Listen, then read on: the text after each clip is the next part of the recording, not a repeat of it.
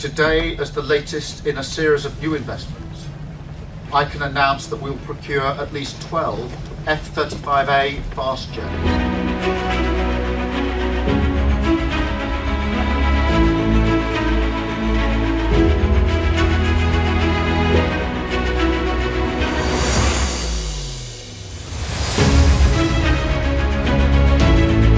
In a landmark shift signaling a new phase in British defense policy, the United Kingdom has announced it will purchase 12 US-made F-35A fighter jets capable of carrying nuclear bombs.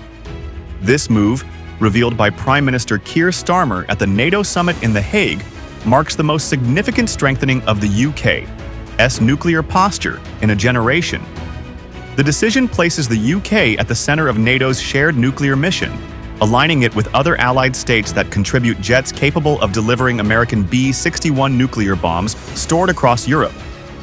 With this strategic pivot, Britain is making a bold statement. It intends to be a more prominent player in transatlantic nuclear deterrence.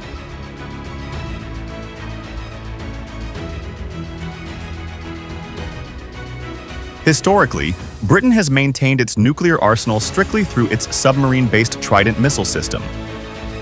The country phased out its air-dropped atomic weapons following the Cold War in the 1990s. Now, by committing to the F-35A program, the conventional takeoff and landing variant used by the US Air Force, the UK is expanding the scope of its deterrent capability. Good afternoon and welcome to my hometown, The Hague. NATO Secretary General Mark Rutte hailed the decision as yet another robust British contribution to NATO, further solidifying the alliance's collective defense posture amid rising global tensions. He emphasized that this decision enhances NATO's flexibility and readiness in a volatile global security environment. While only the US, Britain, and France are declared nuclear states within NATO, 7 other member countries, including Germany, Italy, Belgium, and the Netherlands, currently participate in the alliance's nuclear sharing agreement. These nations host American nuclear bombs and provide aircraft capable of deploying them in a crisis, under strict command and control protocols. The UK's participation in this nuclear sharing arrangement is not only symbolic, but operationally significant. It means the Royal Air Force will now have aircraft integrated into NATO's broader deterrence plans, allowing for quicker coordination in response to emerging threats. Nuclear use decisions would still require authorization from NATO's nuclear planning group, the US President, and the British Prime Minister. This layered control ensures that the deployment of nuclear weapons remains a last resort.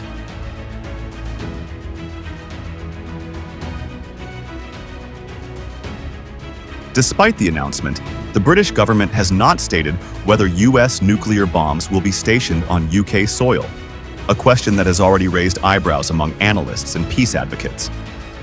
Marion Messmer, a senior researcher at Chatham House, noted that other states in NATO that participate in this mission also host US nuclear weapons on their territory.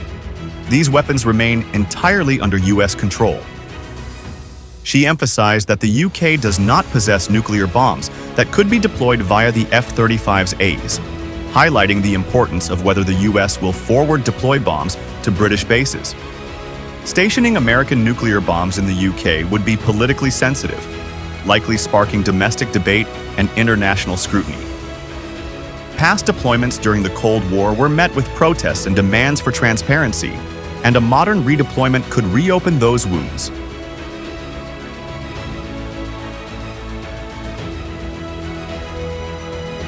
In a separate but strategically linked move, Starmer also announced that the UK will provide 350 air defense missiles to Ukraine, reinforcing NATO's eastern flank amid the ongoing Russian invasion.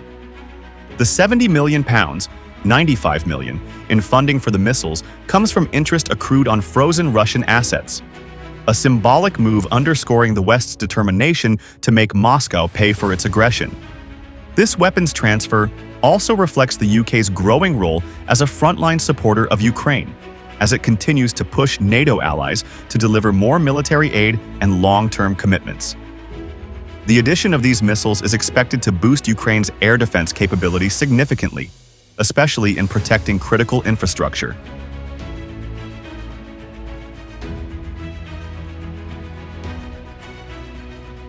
The UK's decisions come amid NATO's broader goal to increase national security investment. Member states, including Britain, have committed to raising spending to 5% of gross domestic product, GDP, by 2035, broken down into 3.5% for defense and another 1.5% for broader security and resilience initiatives. Currently, the UK spends 2.3% of its GDP on defense and aims to reach 2.6% by 2027. These goals reflect growing concerns over threats from Russia, China, and global instability. Increased investments are expected to fund modernization programs, cyber defenses, and nuclear capabilities, positioning NATO for future conflicts. British officials argue that failure to meet these goals could jeopardize the alliance's credibility, especially at a time when adversaries are upgrading their arsenals and challenging Western influence.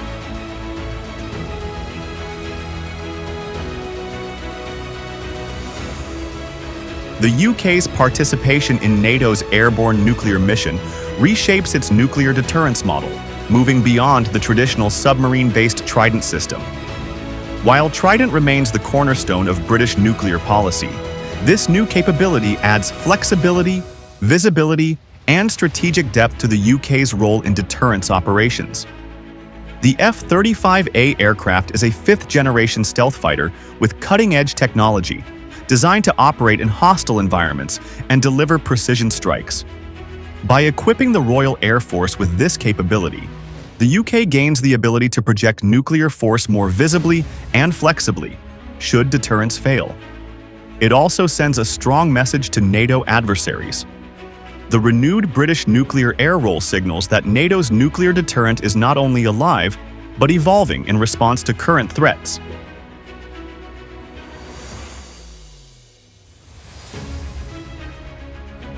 Domestically, the move may stir debate. In the UK, nuclear weapons policy has long been contentious. Renewed participation in NATO's nuclear mission could face opposition from peace groups, opposition parties, and segments of the public skeptical of nuclear escalation. Internationally, adversaries like Russia are likely to see the move as an escalation, potentially prompting countermeasures or retaliatory rhetoric. Meanwhile, allies in Eastern Europe and the Baltics will likely welcome the development as evidence of NATO's unity and resolve. For the United States, the UK's purchase of the F-35As and commitment to nuclear sharing reinforces the value of its alliances and defense partnerships. It ensures interoperability across NATO forces and allows Washington to maintain a credible deterrent posture in Europe without having to bear all the burden alone.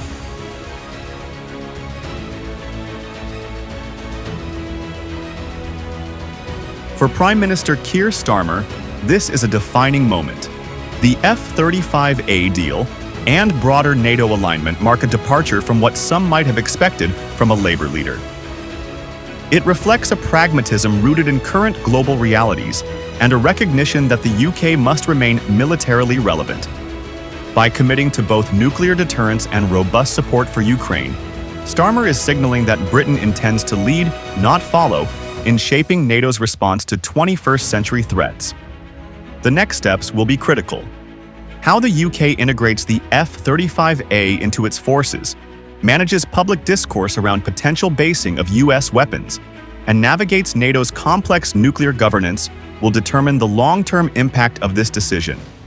The UK's decision to join NATO's shared nuclear air mission and purchase nuclear-capable F-35A jets is a pivotal move in defense policy, one that repositions the country as a central player in collective nuclear deterrence. While it raises critical questions about basing, transparency, and escalation, it also demonstrates a renewed commitment to alliance solidarity, strategic deterrence, and the defense of liberal democracies. In an era of uncertainty and renewed great power rivalry, the UK has chosen to stand firmly alongside its allies, sending a clear signal. Britain is back in the nuclear air game, and it's here to stay.